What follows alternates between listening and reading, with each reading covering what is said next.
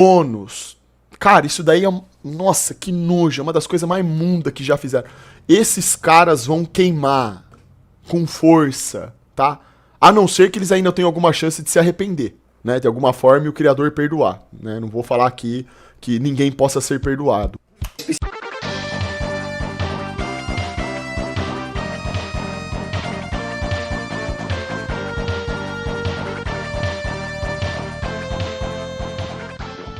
Vídeo aqui que eu acho que vai ser um vídeo bacana. Esse vídeo aqui do Afonso eu acho que eu nunca vi.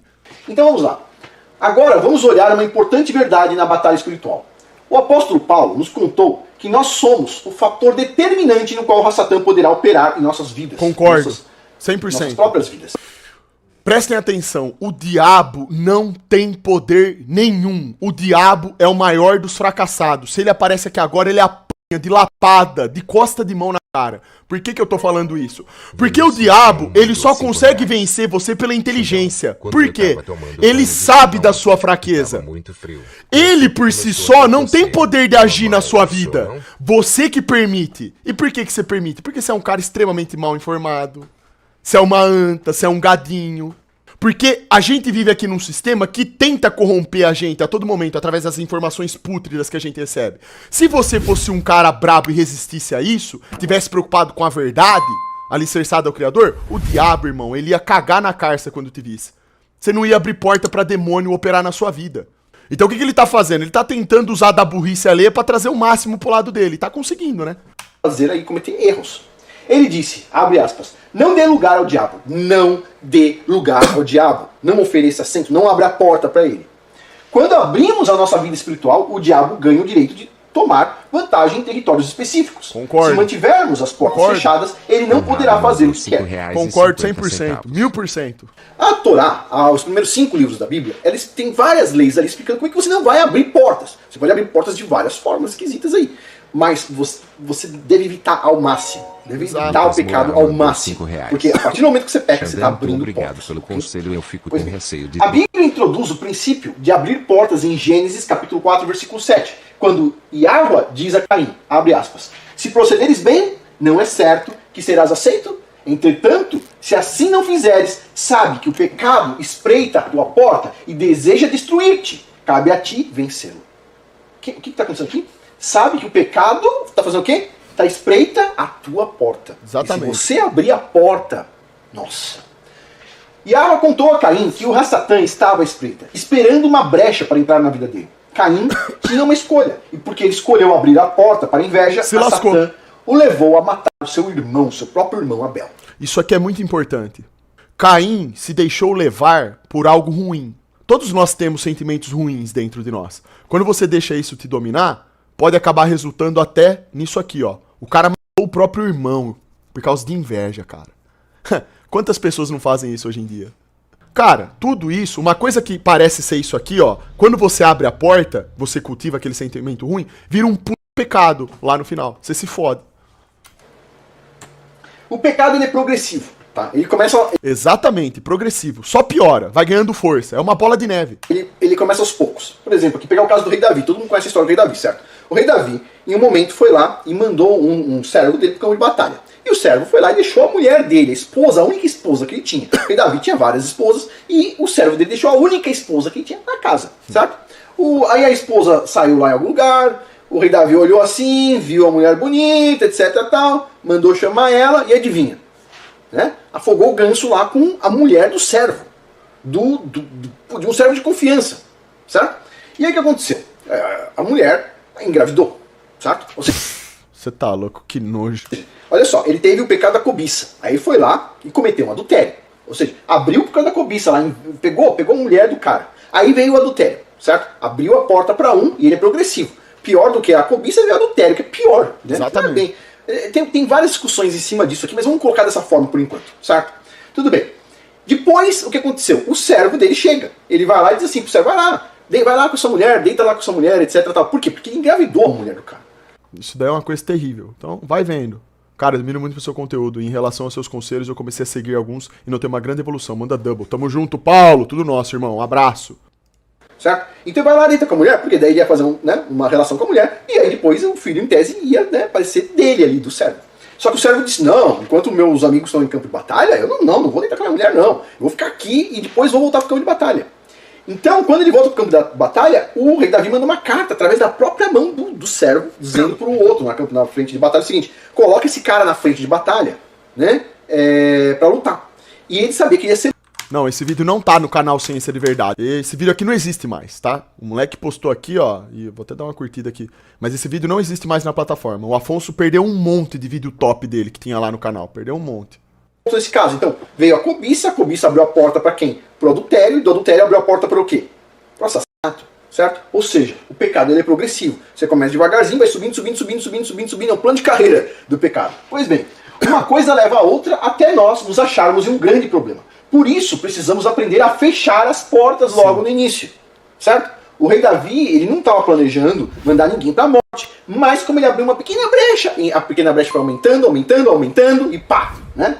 E o que é isso daí que o Afonso está falando? Isso é percepção de realidade. O que é a percepção de realidade? Capacidade de antevidência. A pessoa que é inteligente, ela sabe que uma atitude assim que ela toma agora pode abrir espaço para lá na frente virar um problemaço. O indivíduo que pensa dessa forma, ele claramente mostra traços de inteligência, porque ele não é um cara que vive assim, ó, de maneira superficial fazendo coisas. Ai, porque eu quero fazer, eu vou fazer. Não, ele pensa. Ele fala, não, peraí, se eu fizer isso aqui, como que será a minha vida amanhã? E depois? Se eu fizer isso pra essa pessoa, o que vai voltar pra mim? O que pode voltar pra mim? Então, a gente tem que aprender a fechar as portas e mantê-las fechadas antes que se desenvolva algo perigoso. Agora, o que são então as portas abertas? Uma questão aqui, linhagem. Uma área a ser examinada de perto é fraqueza herdada da sua linhagem familiar. Os nossos ancestrais, eles podem ter feito coisas que nós desconhecemos e isso pode nos afetar até os dias de hoje. Quantos filhos nascem e pagam pelos pecados dos pais? Que têm uma conduta similar ou até pior do que os pais? Por que vocês acham que isso acontece? Por que de quando em quando a gente fala assim, nossa, aquele fulano lá, ele é filho de quem? Ixi, daquele lá, então tá explicado. As pessoas até falam isso. Só que as pessoas, elas falam da boca pra fora, elas sabem. Elas estão querendo dizer que ali o negócio já não é muito bom, só que elas não param pra pensar que o pecado começou lá atrás. E isso veio passando de geração pra geração, e isso passa pro filho. É genético. A pessoa que é manchada pelo pecado e que comete pecado na vida, infelizmente isso acaba recaindo muitas vezes nas crianças que nascem num relacionamento podre. Olha a importância de você ter um relacionamento digno na sua vida. Vocês percebem que quando a coisa é feita da maneira correta, as coisas dão certo? O lance é brabo, Fizeram acordos, por exemplo. Né? Que tipo de acordo os nossos ancestrais podem ter feito? Pode ter pedido, por exemplo, feito uma macumba, pedido uma ajuda para conseguir um emprego. Na verdade, se as pessoas lessem a Bíblia, isso seria óbvio, porque tudo começou com um pecado primordial, de Adão e Eva. Por isso que até hoje a gente paga pelo primeiro pecado, que foi lá. Então não deveria ser difícil das pessoas enxergarem isso, cara. Entenderem isso, porque tá na cara. E nisso abriu uma porta para, tipo assim, contaminar a família inteira. Tem um espírito familiar ali, certo? O primeiro mandamento sobre imagem esculpida, né, ídolos no caso, é um aviso. Em Êxodo, capítulo 20, versículo 5 diz... Olha lá, falando de idolatria aqui agora, ó, né? Que a gente sempre fala, a gente sabe que é pecado. Não farás para ti nenhum ídolo, nenhuma imagem esculpida. Não te prostrarás diante desses deuses e não os servirás. Porquanto eu, Criador Yahweh, teu Elohim, teu Deus, teu Elohim, sou um Elohim ciumento, que puno a iniquidade dos pais sobre os filhos, até a terceira e quarta geração dos que me odeiam. Tá vendo aqui o que ele tá falando? Olha como o pecado, ele transcende a vida das pessoas, afetando os demais. Ou seja, você tem um ancestral eventualmente que cometa um pecado e o que o Criador vai fazer? Ele não vai te proteger, não vai proteger sua família, não só o pai ali, como não vai proteger o filho, o neto, etc. E você está sujeito a estar ali, né, com interferências de espíritos demoníacos. Esses espíritos demoníacos, quando eles entram numa família e eles têm essa janela de 3 a 4 gerações, certo? Em tese você olha e fala, vai afetar aqui e acabou, certo? Mas não, por quê? Porque como eles já estão dentro da família, eles vão sempre em cada geração tentar fazer um novo acordo. Vai lá, eu te ajudo com isso. E aí você, pronto, acabou de influenciar mais uma geração. Pega outra geração, ó, te ajudo com isso, pá, e vai aumentando. Então eles vão ganhando o quê? Autoridade em cima de uma linhagem familiar. Percebe?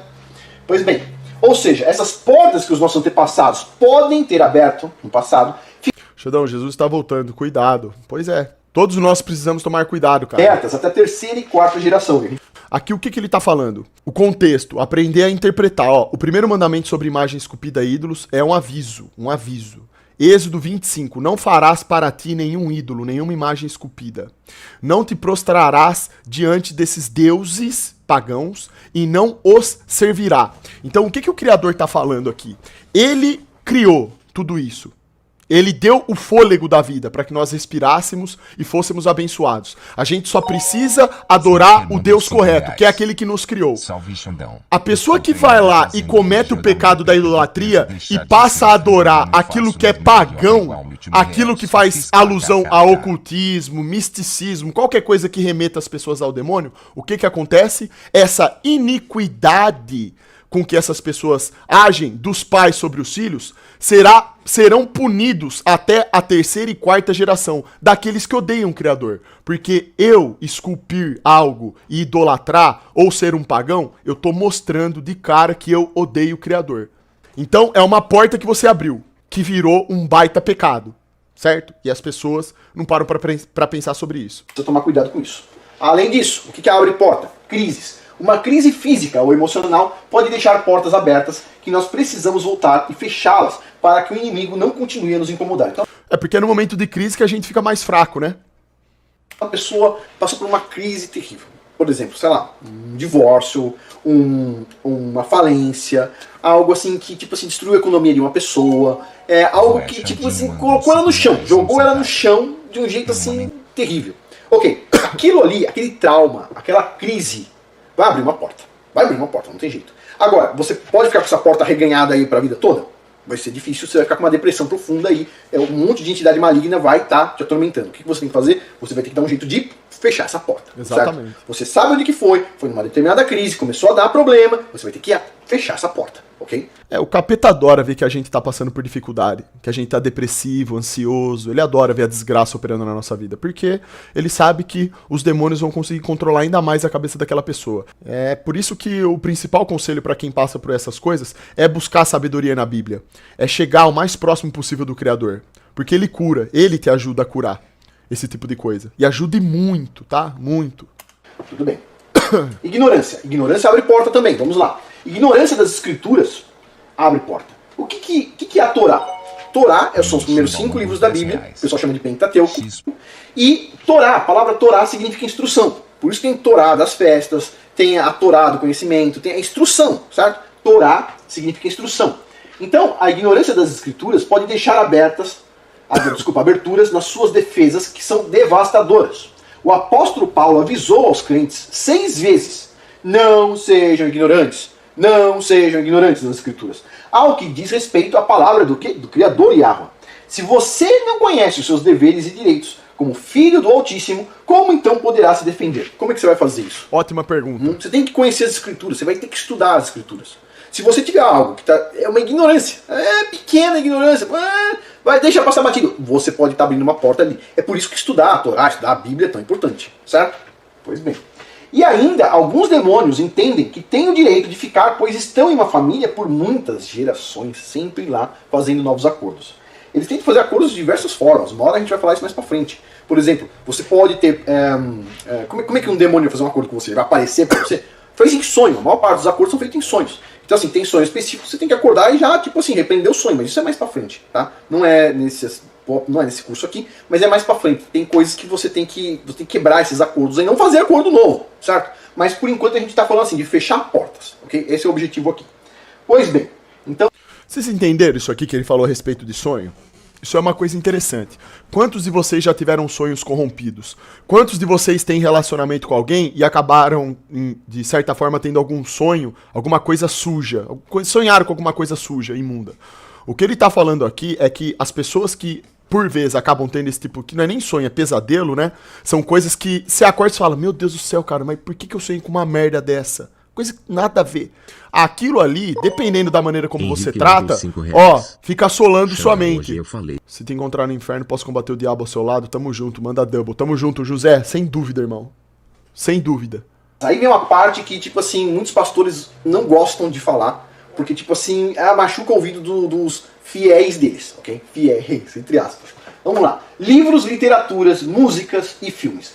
A maioria das mídias e entretenimento são avenidas, não é porta, é avenida para a entrada de demônios em sua vida. Principalmente revistas de ocultismo e filmes pornográficos como exemplo. Não é só isso, tem filmes que a gente vai ver. Os donos. Cara, isso daí é... Nossa, que nojo, é uma das coisas mais imundas que já fizeram. Esses caras vão queimar com força, tá? A não ser que eles ainda tenham alguma chance de se arrepender, né? De alguma forma e o criador perdoar, né? Não vou falar aqui que ninguém possa ser perdoado. Especificamente, por exemplo, filme tipo Harry Potter. Ó, problema sério. Aqui, ó, vamos dar um pouco... Ó o bruxinho! Ó o bruxinho que o Isaac Newton queria virar. Um pouco de ênfase ao problema Harry Potter, especificamente, que é comentado em muitos livros. O pessoal gosta, o filme é legal, o livro é legal, etc, tal. Mal a pessoa sabe que ela está introduzindo os filhos, ela mesma, etc, tal, a entidades demoníacas, e a gente vai ver isso aqui. Essa série de livros e filmes fez e ainda faz grande sucesso entre os jovens. Segundo o exorcista Ripperger... faz sucesso, né? Os jovens de hoje. Se você fala pra eles sobre coisas como bruxinha, sentar na vassoura e falar pirilim pim pim aparecer um brilho no céu, isso aí é o pacote completo pra ele ficar completamente ansiosinho. Ele adora. A autora J.K. Rowling foi a uma escola de bruxaria antes de escrever esta série. E segundo ela mesma, ela escreveu em escritura automática, ficou escrevendo automaticamente, o que é uma técnica mediúnica que envolve assistência demoníaca, como muitos espíritas fazem por aí, né? Os feitiços usados nessas histórias do Harry Potter são reais, confirmados por bruxos. Bom, eu não duvido. Não duvido, né? Claro que eu não duvido. É filme de bruxinho. Você acha que ela foi onde?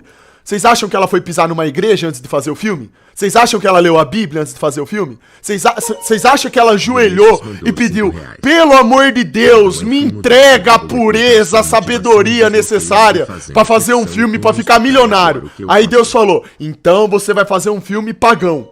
Suarez te mandou R$5. Porra! Bruxas e sacerdotes satanistas, ok? Não é uma brincadeirinha não que você tá ouvindo ali, que o pessoal tá ensinando, é bruxaria mesmo.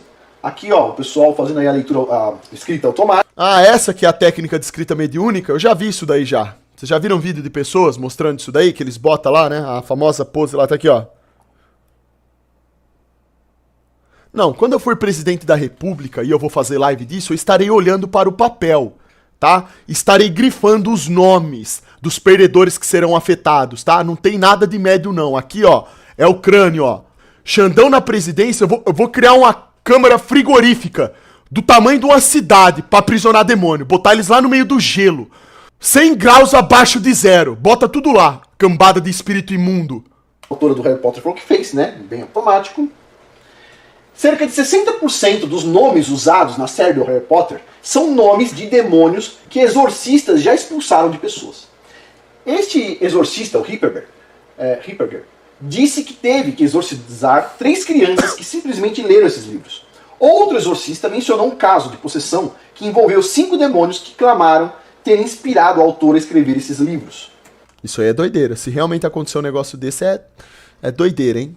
Cada vez que esses livros são lidos, estão dando glória aos demônios que são mencionados neles. Esses livros geralmente glorificam o pecado, como a mentira e o uso de magia. Segundo o exorcista Amorth, diz o seguinte, abre aspas, você começa com Harry Potter, que é um bruxo, que todos gostam, e termina com o diabo no seu colo. É isso aí mesmo. Basicamente, com o diabo. É isso aí. É isso que os pais fazem com os filhos.